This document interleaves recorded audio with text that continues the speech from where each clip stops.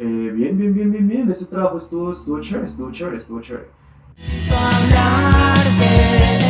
Hola a todos, ¿cómo están? Carlos Sánchez aquí, espero que estén muy bien. Y el día de hoy vamos a hablar del nuevo álbum de larga duración de Neoplatonics, Los Museos. Formada en la década de los 2000 finales y consolidando su alineación final en el 2009, el man Castañeda en el bajo, Eliana Beltrán en batería y voces y Gustavo Carvajal en guitarra y voces también, conformarían lo que es hasta hoy la alineación definitiva de Neoplatonics. En el 2010 sacarían Cosmos, un primer EP que se acerca mucho más a un estilo más bien indie pop y lo-fi rock, en el que pues si bien no va a ser su estilo definitivo, sí va a demostrar primeros indicios de cómo es que pretenden hacer música y qué tipo de mensajes quieren transmitir. Luego de este proyecto sacarían varios proyectos de estudio, entre ellos el Bajo el Volcán, La Vida es un Sueño y el Melodrama. Este último, junto con Los Museos, va a grabarse de manera remota debido a que desde el 2014 la banda emigra de Colombia. Con Bajo el Volcán evoluciona un sonido más bien post-punk, dejando de lado este indie pop que habían demostrado en el primer EP. Sonando mucho al estilo típico post-punk de onda latinoamericano,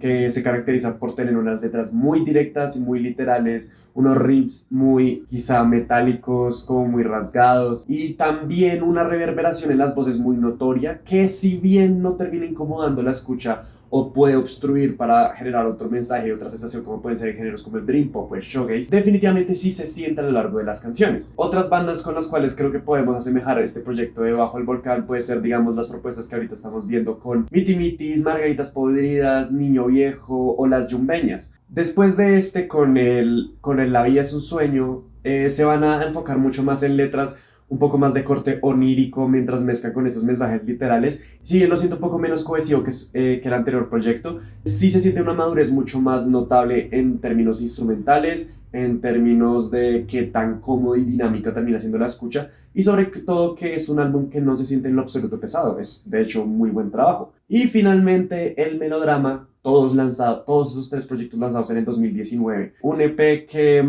sí siento que hay un retroceso con las letras, son mucho más simplificadas y buscan valerse mucho más por ser directas, mucho más tajantes y mucho más identificables, a costa de, digamos, experimentar un poco más con su propio sonido. Es así como llegamos a el nuevo álbum de larga duración, Los Museos, un proyecto que salió hace un par de semanas y creo que hasta ahora este es el mejor disco de toda su discografía, experimentando muchísimo más con su sonido. Creo que es lo que más puedo destacar porque si bien manejan un mejor post-punk en algunas de sus canciones, sí se desligan mucho de la estética del mismo, ejecutando otros estilos más acústicos, incluso recordando una estética quizás parecida a los boleros en canciones como Dios está en el átomo o No pretendo entender. Y sin embargo, ese tipo de cambios, ese tipo de dinámicas dentro de las canciones no le quita cohesividad y sí le brinda muchísimo más dinamismo a lo largo de la escucha. Entonces no solamente se siente mucho más fácil y muy cómodo escuchar como ya ha sido su predecesor de larga duración, sino que realmente apunta a ser un álbum dinámico y constantemente cómodo. Además, pese a tener una producción que pues tengo entendido como fue un álbum hecho de manera remota, no se siente para nada así, se siente como que realmente siempre estuvieron en contacto, siempre estuvieron hablando y definitivamente entregaron un trabajo tanto cohesivo, tanto bien estructurado, como muy cómodo de escuchar. Finalmente, otro elemento que también va a ser característico a lo largo de todo este álbum es esa constante romantización dentro de sus letras. Este álbum va a ser uno en el que de nuevo toquen mucho de manera literal los desamores o los amores y demás, dejando muy poco espacio, digamos, para una reflexión más bien individual que va a estar presente en sus dos últimos temas. Pero ya hablaremos de eso más adelante. El álbum abre con Los Museos.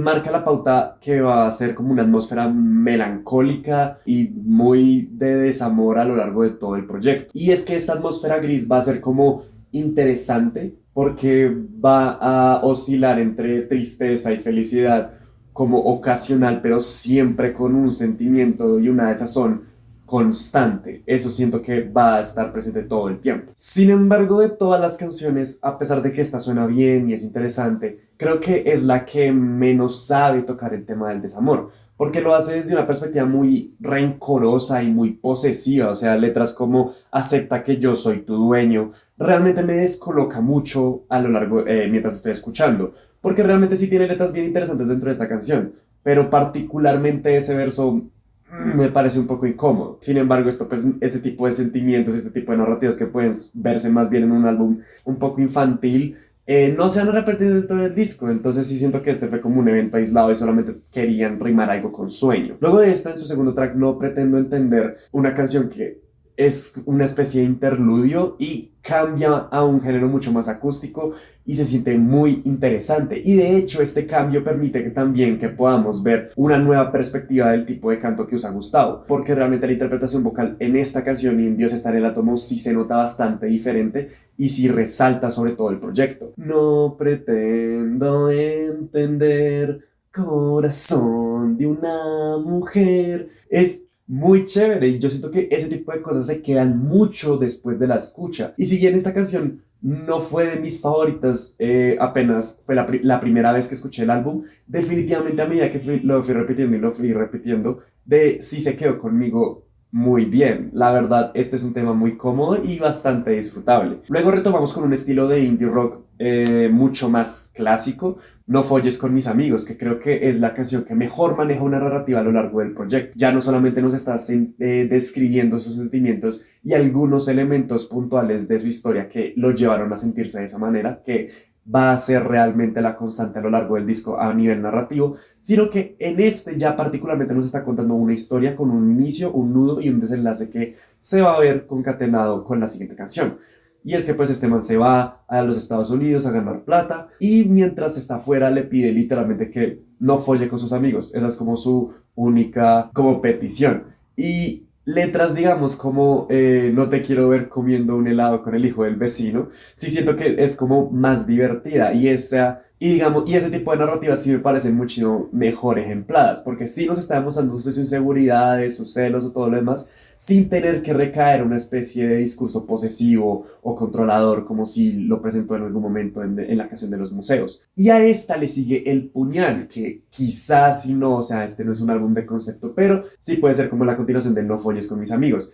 Y es que en El Puñal sí es una canción muchísimo más que cambia no a nivel sonoro, pero sí a nivel de sentimientos, porque esta canción, si la anterior era una especie como de carta de amor rara, postmoderna, esta va a ser más bien una especie de canción de desamor cruda, muy fuerte. Realmente nosotros sentimos el dolor que está expresando Gustavo, o sea, realmente con letras como cerca de aquí yo la conocí y no puedo resistir la amargura luz de volver. Frente al mar, ya en el mar, ella me dijo, cariño, cariño, lo nuestro ya no puede ser. Realmente la canción materializa ese dicho como de una puñalada dolía menos. O sea, realmente esta canción es cruda, es sincera y es muy fuerte. A esta le sigue En busca de lo absoluto, que se desliga por completo de este romanticismo que habían venido manejando en la primera mitad del álbum para tocar temas más bien tipo existencialistas, con quizás una instrumentalización que no le hace mucha justicia a lo fuerte o a lo densas que pueden llegar a ser las letras. Y hace realmente que no solamente rompa la cohesión que había venido manejando en la primera mitad, sino también que pueda llegar a perder un poco el interés de la escucha. Interés que se retoma con Dios está en el átomo, que no solamente tiene dentro de sí distintos estilos, tanto vocales como instrumentales, sino que también transmite ese mensaje de que Dios se manifiesta como en una especie de amor, porque no solamente está en los ojos de su amada, sino que también está en la naturaleza, está en el cosmos, está en todas partes. Una relación como de descripción panteísta muy interesante de cómo se siente el amor y quizás de una lectura un poco más de corte religioso, cómo se siente una fe en Dios absoluta, por ejemplo. Eso a mí me parece un acierto y siento que ese tipo de conceptos, ese tipo de elementos, sí se pueden prestar para que haya una dicotomía a nivel narrativo de queremos hablar de amor, pero también queremos hablar de este tipo de cosas. Y eso sí se ve expresado en algunas de las canciones que quieren ir un poco más allá o proponen algunos debates de corte más bien filosófico. Asimismo, esta canción precisamente logra evocar muy bien esas sensaciones haciendo una dinámica de realidad-ficción. Como les había mencionado antes, las canciones iban mucho más a descripción de sentimientos con elementos puntuales de la historia que los llevan a sentirse así. En esta canción es una dinámica como de, primero vamos a hablar de algo que pasa en la vida real y luego cómo vas a sentir expresado en Dios está en el átomo. Eso a mí me parece muy interesante y siento que está muy bien ejecutado en esta canción. Otra realmente de las que más me gustó dentro del disco. Luego con Viviendo en el Closet pasa algo parecido con En Busca de lo Absoluto y es que busca tratar un tema mucho más reflexivo, mucho más de un tema mucho más íntimo más bien, con la narrativa de pues yo hago lo que a mí me gusta, lo que yo quisiera, etcétera, y siento que no lo ejecutan bien. Quizás es una buena narrativa y es algo interesante, pero pues ya hemos visto en muchas otras ocasiones, tanto en rock nacional como en artistas extranjeros, cómo precisamente se ha manifestado ese tipo de narrativas de una manera un poco más interesante. Entonces realmente no me termina de llamar la atención. Y el álbum cierra con Un Demonio, que es un cover de una canción de Federico Franco. Creo que consiguen un buen trabajo con esta última canción y cierran de manera bastante circular la sensación de melancolía y de atmósfera gris que habían manejado desde el principio. Así termina el álbum, un disco que definitivamente no me parece en lo absoluto malo, es cuanto menos constantemente disfrutable. Creo que mi mayor crítica sería que está un poco cargado para atrás, es decir, como que su mejor material está en la primera mitad del álbum, dejando pues la segunda mitad un poco más suelta porque tratan de experimentar ya no solamente con el sonido, sino también con sus letras y su narrativa, cosa que también hay que aplaudir bastante porque esto no es sencillo. Pero sí, este definitivamente no es un mal proyecto. Creo que si bien no es el mejor disco de post-punk que he escuchado, puede ser un excelente punto de partida para adentrarse dentro del género del post-punk, sobre todo el corte latinoamericano, o incluso dentro del indie pop. Y eso me parece bastante bien, porque en esencia consigue todo lo que se propone. Creo que sus momentos donde más flaquea no le quitan cohesividad porque igual y mantienen la atmósfera gris y mantienen el aire de melancolía que se va a manifestar a lo largo del disco, pero a grandes rasgos creo que es un buen trabajo. Y también me parece interesante otra cosa y es que esta gente se presenta muy poco. O sea, la última presentación que tuvieron en vivo fue en 2019 y van a tener una ahorita en 2022. ¿Por qué? Porque lo que les digo, o sea, esta gente migró y eso es algo que también hay que tener en cuenta. Este disco fue hecho de manera remota, entonces para que hayan logrado hacer algo así, que se sienta cohesionado y que se sienta dinámico de escuchar, es un ejemplo muy interesante de cómo hacer música en la contemporaneidad. Pero sí, es un buen trabajo y creo que podría recomendarlo, pues como dije, para empezar dentro del género. Espero que en sus siguientes proyectos puedan engrosar mucho más las narrativas que quieran plantear y quizás cohesionar un poco ese estilo de ser literal y a la vez metafórico como en algunas de las mejores canciones que fueron presentadas aquí. Para mí, este proyecto es un fuerte 6 débil 7/10. Y ya. Dale si te gustó el video, dislike si no te gustó, suscríbete si estás suscrito, coméntame, ¿escuchaste el álbum? ¿Lo vas a escuchar? ¿No lo has escuchado? ¿Qué opinas? ¿Cuánto le darías? ¿Qué álbum debería escuchar? ¿Qué álbum debería reseñar? Espero que todo esté con tu vida, suscríbete y todas esas vueltas. Esto fue Los Museos de Neoplatonics. Y nada, chao.